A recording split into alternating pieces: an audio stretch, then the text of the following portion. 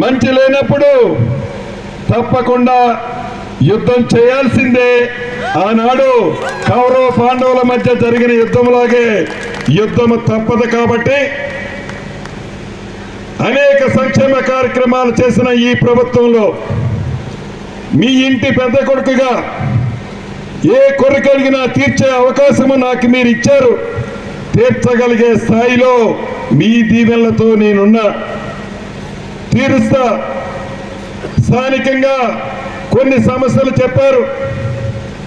ఆ సమస్యల్లో ప్రధానంగా ఇప్పుడే దాటొచ్చాము. ఒక డ్రైను వర్షాలు పడితే ఆ డ్రైన్ పొంగి ఈ ప్రాంతం అంతా జలమయమవుతుందని చెప్తున్నారు.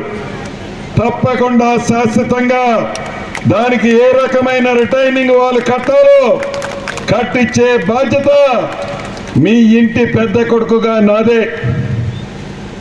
అంతేకాదు స్థానికంగా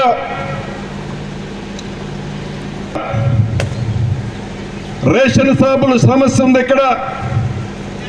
అది గతంలోనే నా దృష్టికి వచ్చింది.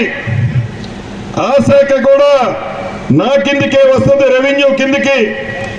తప్పకుండా అదనపు రేషన్ షాపులు కూడా ఏర్పాటు చేపిస్తానని ఈ వేదిక ద్వారా నా కుటుంబ సభ్యులకి తెలియజేస్తున్నాను.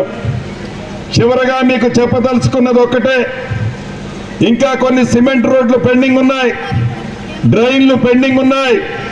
ఈ సిమెంట్ రోడ్లు కానీ డ్రైన్లు కానీ ఈ మధ్యనే కొన్ని శాంక్షన్ చేసి శంకుస్థాపనలు చేశాను.